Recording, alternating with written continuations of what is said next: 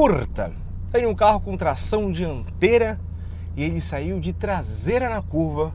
E agora, o que eu faço? Ou depois que eu passei pela situação, o que eu deveria ter feito?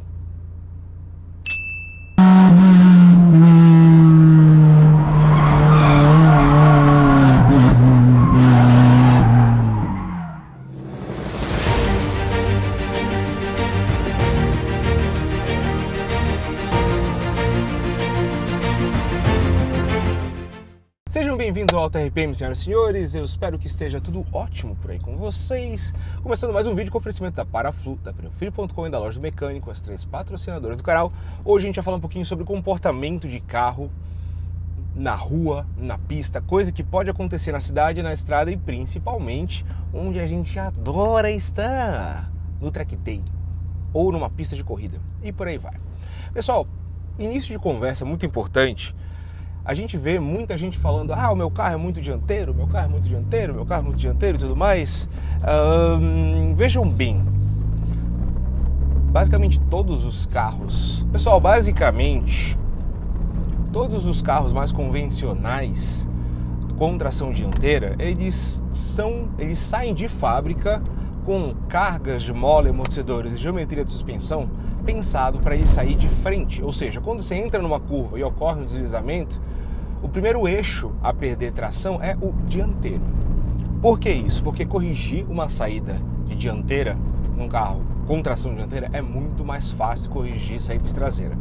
Eu sei que normalmente, eu já tive isso, né? Normalmente o senso comum da galera mais entusiasta fala, o carro é muito dianteiro, tinha que sair de traseira.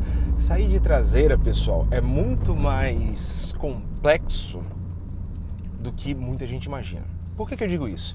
Porque quando você está na pista, um toquinho suave para o brother que estava dormindo ao volante. Quando você está na pista, você está acelerando e tudo mais, normalmente você está apto, você está num modo de condução ali. Que caminho é esse? Ali, tá, segue reto. Você está num modo de condução onde você está mais esperto, mais ligado para tentar corrigir uma saída de traseira. Sem contar que quando você está na pista, você tem espaço para errar normalmente, sair de traseira um pouco mais, sair de traseira um pouco menos e por aí vai. Vejam bem, na rua, na estrada, uma saída de traseira, a gente tem menos espaço e normalmente a gente não está esperando. Então a coisa é um pouco mais complexa do que parece. É por isso que normalmente os carros, o próprio Sandero RS, ele sai bastante de dianteira, salvo uma senhora provocação no carro. Esse é o primeiro ponto. Agora, beleza. Só explicado porque que normalmente o carro sai mais dianteiro que traseira. Se você não está apto, se você não está acostumado a conduzir um carro mais traseiro, mais agressivo pela parte da traseira, você pode se assustar com muita facilidade. E eu tenho elementos para trazer aqui para vocês, porque recentemente eu fui para o Autódromo de Interlagos, andei com o Sandero RS, saí de traseira, e está chegando para vocês uma série muito especial que eu gravei com a equipe Otto e o Otávio Carmácio e a Superliga Brasil, porque eu participei da Turismo 2.0. Fiz o primeiro final de semana de corrida da minha vida, infelizmente na segunda corrida terminou num acidente grave que eu causei. Vamos lá, saída de traseira, pessoal. A primeira coisa que você vai fazer ao sair de traseira, a primeira coisa que o pessoal acha é contra-esterçar o volante. Não é. A primeira coisa que você vai fazer é acelerar se a traseira do seu carro saiu com o carro com tração dianteira. Então, senhoras e senhores, se vocês têm um carro com tração dianteira e ele saiu de traseira, a primeira coisa que vocês vão fazer não é contra-esterçar como todo mundo imagina. A primeira coisa que vocês vão fazer é retomar a aceleração do veículo. Porque o carro com tração dianteira, normalmente, ele só sai de traseira em momentos de desequilíbrio ou frenagem, nunca acelerando. Então a primeira coisa que você vai fazer é acelerar o veículo. Por que acelerar o veículo? Porque quando a traseira desliza, quando a traseira está solta, quando ela está deslizando, como ela perdeu o coeficiente de atrito, ela partiu do coeficiente de atrito estático para o dinâmico, ela fica, digamos assim, lisa. A traseira, os pneus traseiros estão como se fossem lisos porque eles perderam tração. Nessa condição, eles vão escapar para um lado ou para o outro na tendência de querer passar o eixo dianteiro, ou, em outras palavras, rodar. Então, a primeira coisa que você vai fazer quando a traseira ficar boba e tudo mais é acelerar. E isso é uma coisa que pouca gente entende que o reflexo para isso é uma coisa que se constrói com o tempo e não é fácil e não vem de uma vez. Primeira coisa é meter o pé no acelerador, dependendo da potência do seu carro. Alguns carros você vai ter que, alguns carros e alguns tipos de deslizamento, você vai acelerar mais gradativamente, outros você vai acelerar com tudo. Sei lá, seu carro é fraco, por exemplo, é mais fraco, a traseira começou a sair, é pezão embaixo para poder manter a dianteira na frente o mais brevemente possível, para você reduzir o espaço de deslizamento. Dependendo da condição, aí é claro, você faz o contra-esterço. O que acontece se você contra-esterçar e não acelerar? Pois bem, eu vou pegar agora para vocês o exemplo aqui que vocês vão assistir de um carro com tração dianteira, mas com a traseira feita para ser solta.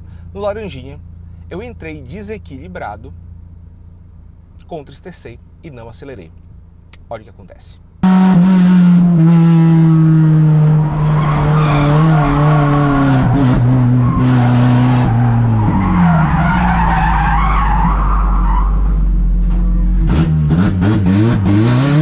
Agora, o mesmo carro, durante uma corrida, a corrida 1 que eu participei, que eu não bati, mas vejam só, o mesmo carro, na mesma curva, combinando o contra-esterço com o pedal do acelerador. Inclusive, sejam muito atentos, escutem, vocês conseguem escutar o brrr do carro.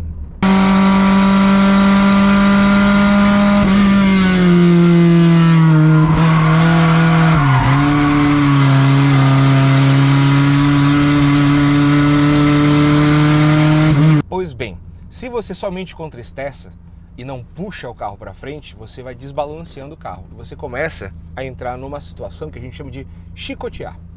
Então a traseira para um lado com ângulo, vai para o outro com ângulo maior, vai para o outro com ângulo maior. E se você não acelerou para manter a frente puxando a traseira, ela tende a, se você estiver em alta velocidade, a ficar boba.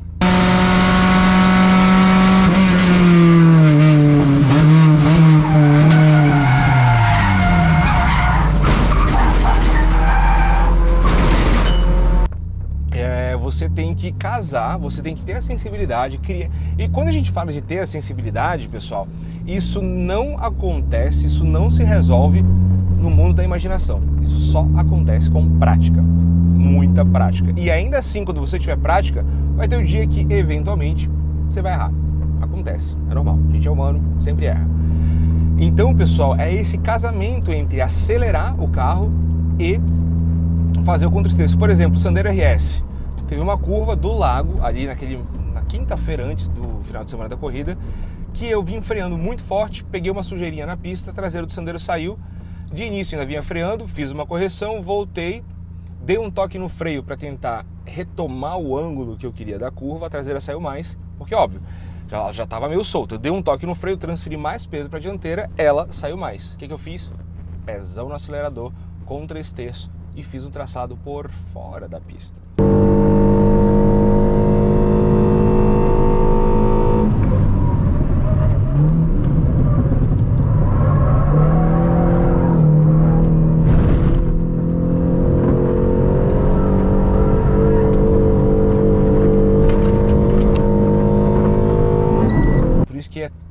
É legal a gente poder ir para um track day e tudo mais, porque na hora que a gente erra, Autódromo de Interlagos, por exemplo, ou enfim, grande maioria das pistas tem espaço, tem margem para erro. Então você pode errar, digamos assim, em segurança.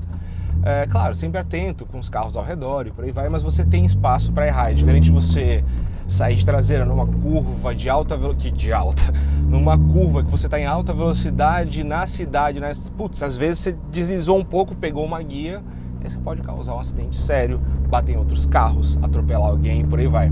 Por isso que o track day é tão importante assim. E te dá noções, bases, digamos assim, de vivências para você começar a projetar o que é ali 2% de uma corrida. Então é um processo e tanto. Que frenagem brusca, mas tudo bem. Então entra na vivência de pista que você começa a criar os reflexos. E é o que é. Por exemplo, vamos voltar para o caso ali do Piracicaba, que era o Corsinha da Turismo 2.0 que eu estava dirigindo na entrada do Laranjinha. Mais uma vez eu só fiz o contra-esterço, não acelerei, comecei a chicotear e perdi o controle do carro. E na outra eu acelerei, contra-estercei e mantive o controle do carro. Como é que eu poderia evitar a saída de traseira naquela condição? Essa é uma pergunta muito importante, é muito legal. Com menos velocidade, se eu tivesse entrado na curva, nos dois casos, com menos velocidade, a traseira não iria sair. Lembrem-se que eu estou falando de um carro mais extremo com a traseira mais solta.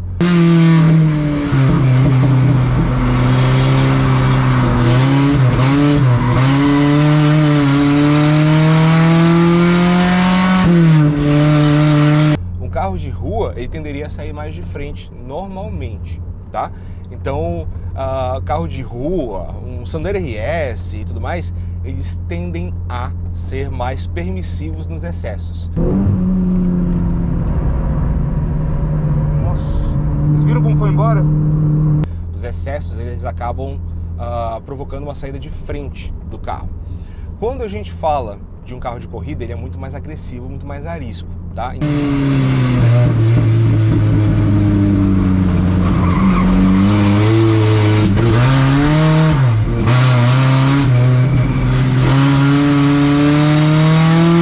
Saiba, mantenha em mente que existe essa diferença que é muito volta na história, né? Eu estou tentando trazer para vocês uma vivência muito próxima do que eu tive a oportunidade de ver nos últimos tempos. Por sinal, se inscreva no canal, deixem um like de vocês se vocês estão gostando desse conteúdo, deixem um dislike se vocês não estão gostando, tá tudo bem.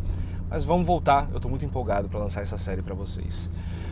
Cheio de desafios, desastres e aprendizados. Então, no caso ali do Piracicaba, se eu tivesse entrado um pouco mais lento, a traseira teria ficado estável. É um jeito. Segundo jeito, se eu tivesse feito um trail braking, um alívio de pedal do freio, com o início da tomada de curva mais suave. Esse trail braking, ele ajuda, tipo assim, não é que você freou o carro, transfere o pedal traseiro para a dianteira, você solta o freio, ele volta a equilibrar e aí você puxa o carro para fazer uma curva. Trail braking é quando você casa a pisada no freio com a virada de curva. Então isso tende a deixar o carro mais equilibrado e mais estável nas tomadas de curva. Então o trail braking ali ajudaria a deixar o carro mais estável na entrada. E a outra principal, a partir do ponto que eu vi ali, que eu entrei numa velocidade suficiente para a traseira sair, mas insuficiente para a dianteira querer deslizar, freou, puxou o carro, acelera bem pouquinho. Acelerando bem pouquinho, você mantém a frente puxando a traseira do carro. Então você evita com que a traseira desestabilize. São delicadezas que num carro de corrida, tudo isso fica muito mais evidente, essas necessidades ficam muito mais evidentes. O carro de corrida, o carro com esse setup mais agressivo, ele tende a ser muito menos permissivo, digamos assim, com desequilíbrios.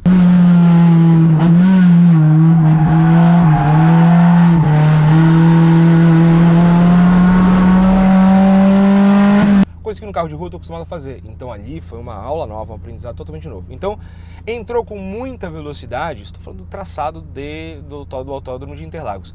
Entrou com muita velocidade, tenta não deixar o carro solto. Por exemplo, a frenagem, a entrada no S do Senna ali, o início dela, você vem você faz uma curva bem quadrada, com o carro basicamente solto, mas já encostando o pedal no acelerador.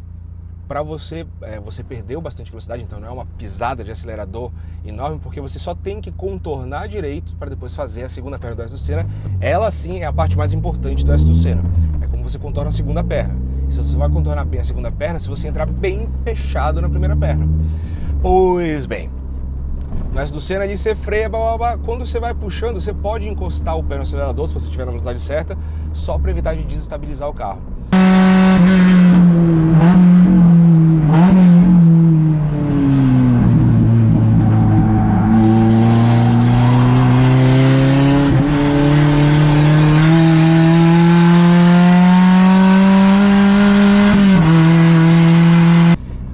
Mas então por que diabos o carro que você estava andando, se ele fica tão agressivo com a traseira, por que diabos a galera faz um setup tão agressivo de suspensão traseira?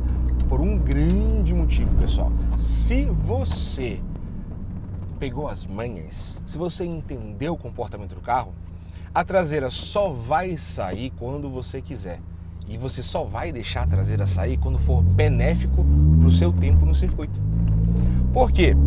Como o carro com tração dianteira tende a ter mais dificuldade de apontar... Oi, segura o gravador.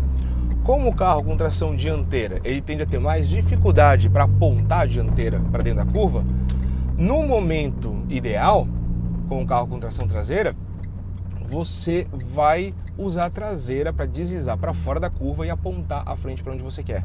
Algo que nesta primeira corrida que eu tive muita dificuldade de começar a pegar a manha. Por quê? Você usar a traseira para apontar a dianteira do carro para dentro da curva requer um nível de sensibilidade, noção de espaço e traçado muito aprofundados, muito mais aprofundados do que eu estou acostumado a fazer. Entenderam? Então são detalhes muito interessantes. Tem algumas ali que por sorte eu acertei, e eu digo por sorte porque eu tenho total ciência de que eu não sou o piloto mais inexperiente da face da Terra, piloto amador, né? Embora eu tivesse uma corrida profissional. Eu tenho certeza de que eu não sou o mais inexperiente da face da Terra, mas eu também tenho certeza, uma vantagem que eu tenho desses tempos de pista, e meu mesmo que acho que pessoal, eu tenho uma certa sensibilidade para entender aonde eu estou errando, claro, conversando com todo mundo também. Mas, por exemplo, a primeira vez que eu andei no carro do Otávio, fui falar com ele, eu virei 0,8 mais lento que ele, quase um segundo mais lento. Por um carro de pista, pela primeira vez, teoricamente é um tempo excelente, especialmente para um piloto que nunca andou num carro de corrida. Porém, eu falei pro Otto, mano, eu não estou conectado com o carro.